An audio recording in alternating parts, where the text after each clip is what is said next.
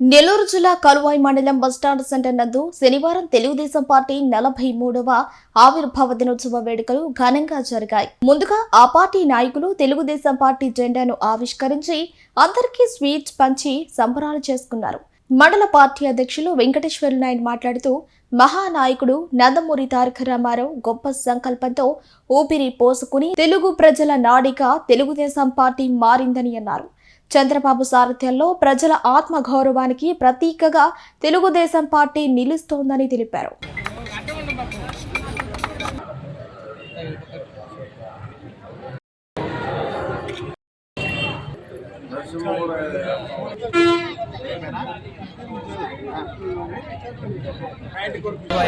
కలువాయి పట్టణం కలువాయి బస్టాండ్ సెంటర్లో జెండా ఆవిష్కరణ చేయటం, కేక్ కోయటం, తెలుగుదేశం పార్టీ మండల నాయకులు, తెలుగుదేశం పార్టీ మండల నాయకులు, కార్యకర్తలు, అభిమానులు అన్ని గ్రామాల నుంచి వచ్చేసినటువంటి అందరికీ నమస్కారాలు.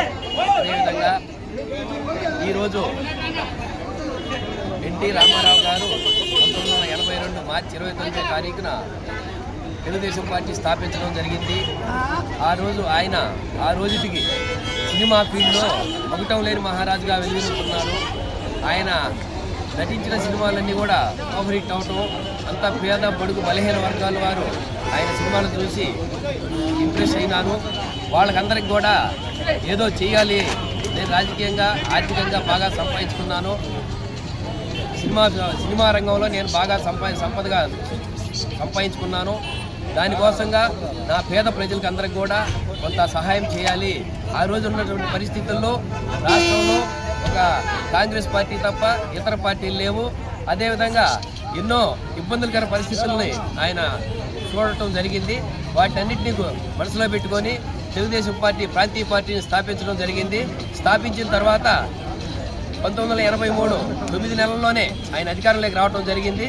అధికారంలోకి వచ్చిన తర్వాత కూడా కూడు గుడ్డ ఇల్లు అనే నినాదంతో ఆయన పేద ప్రజలకు పక్కా గృహాలు, తర్వాత జనతా వస్త్రాలు, అదేవిధంగా కిలో 2 రూపాయలకు కిలో బియ్యం, పెన్షన్ నెలకి 30 రూపాయల లెక్కన ఆయన ఆ రోజు ప్రారంభించడం జరిగింది.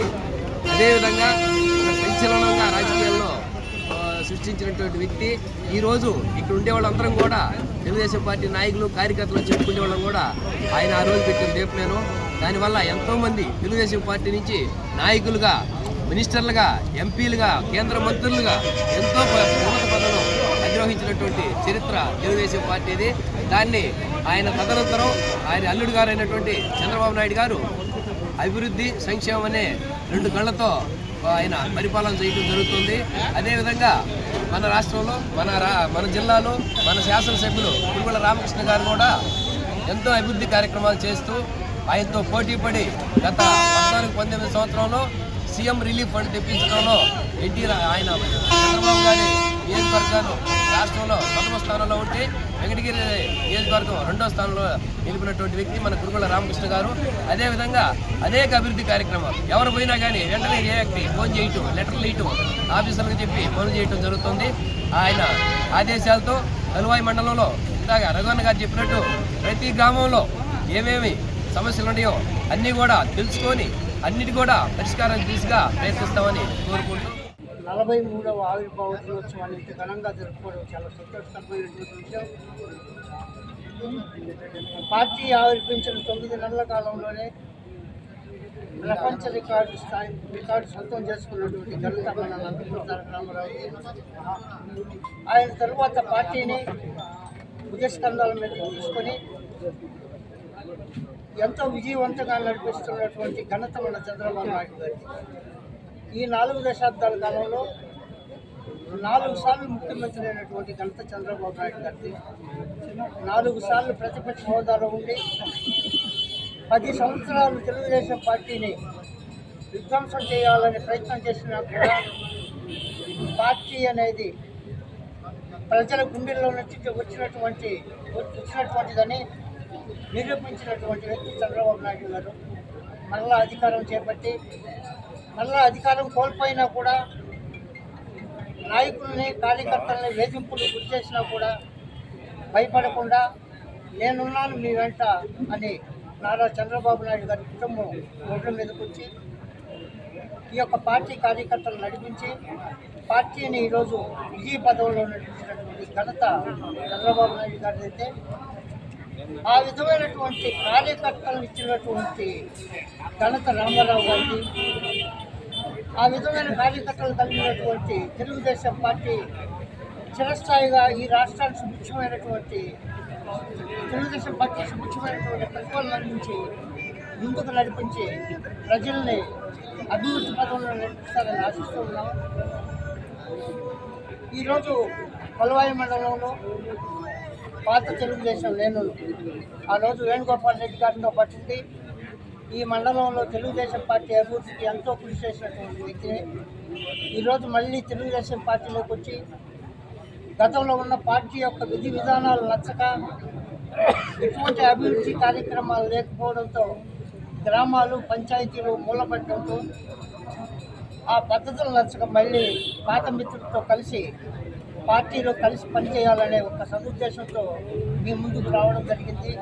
మీరెంతో అభిమానంగా మమ్మల్ని ఆదరించి ఆహ్వానించి మన అన్న ఎన్టీ రామారావు గారు సినీ ఫీల్డ్లో రారాజుగా వెలుగొందుతున్న సమయంలో ఆయన రాజకీయాల్లోకి వచ్చి పేద ప్రజలకు సేవ చేయాలనే సంకల్పంతో 1982 మార్చి 29వ తారీఖున హైదరాబాదు ఓల్డ్ ఎమ్మెల్యే క్వార్టర్స్లో సాయంత్రం 5 గంటలప్పుడు తెలుగుదేశం పార్టీ స్థాపిస్తున్నాను, రాబోయే అసెంబ్లీ ఎన్నికల్లో పోటీ చేస్తున్నానని చెప్పి ప్రకటన చేయటం ఆంధ్ర రాష్ట్రమే కాకుండా భారతదేశంలో కూడా ఒక సినిమా యాక్టర్ తెలుగుదేశం ప్రాంతీయ పార్టీ పెట్టి ఎలక్షన్లో పోటీ చేస్తున్నాననే ఉద్దేశం చేస్తున్నానని చెప్పడంతో ఒక సంచలనంగా నమోదైన విషయం మీకు అందరికీ తెలిసిన విషయమే. అదేవిధంగా 1982 మార్చి 29వ తారీఖు పార్టీ ప్రకటన చేసి తర్వాత 83 జనవరి 5వ తారీఖు జరిగినటువంటి ఎన్నికల్లో అఖండ మెజార్టీతో గెలుపొందడం జరిగింది.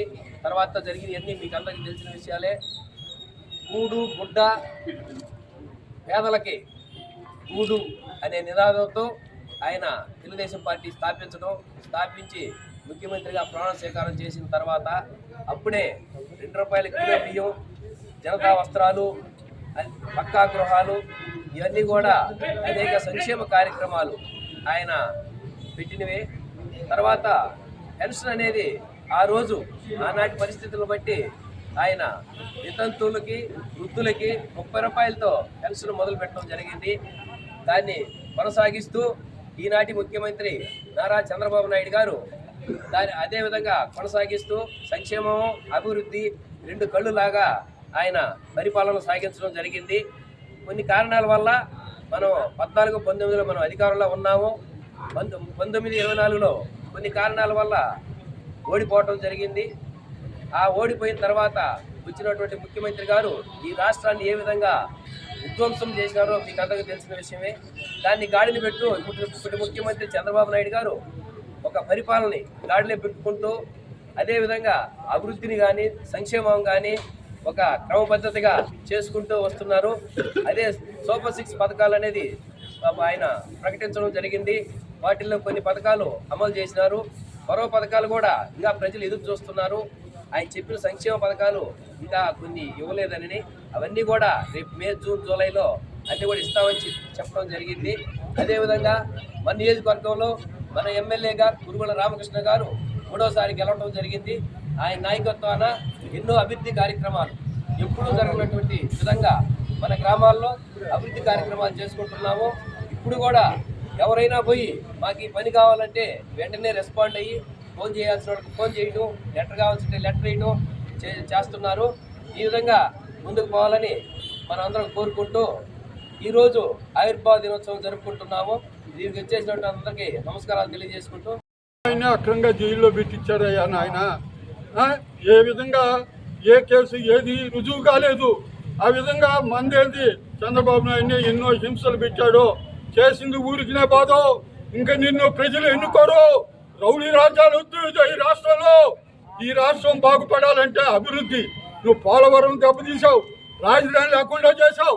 ఈ ప్రజలు గుడ్డోడు కాదు, తెలుసుకుంటారు. ఎక్కడ అభివృద్ధి ఉందో అక్కడ చంద్రబాబు ఉంటాడు. ఈ రాష్ట్రాన్ని రాజధాని ద్వారా పోలవరం అభివృద్ధి ద్వారా ఈ వివిధ సంక్షేమ కార్యక్రమాల ద్వారా తెలుగుదేశం పార్టీ ముందుకు తీసుకెళ్తుంది. చంద్రబాబు నాయకత్వంలో ఈ రాష్ట్రం ప్రగతి పదంలో ముందుకు పోతుందని ఆశిస్తూ, అదేవిధంగా ఆయనకు మనము మన శాసనసభ్యులు పూర్తి మద్దతు ఇచ్చి ఈ పార్టీని ముందుకు తీసుకెళ్లి సుస్థిరంగా ఉండేటట్టు చేసుకోవాల్సిన బాధ్యత మన అందరి మీద ఉందని తెలియజేస్తూ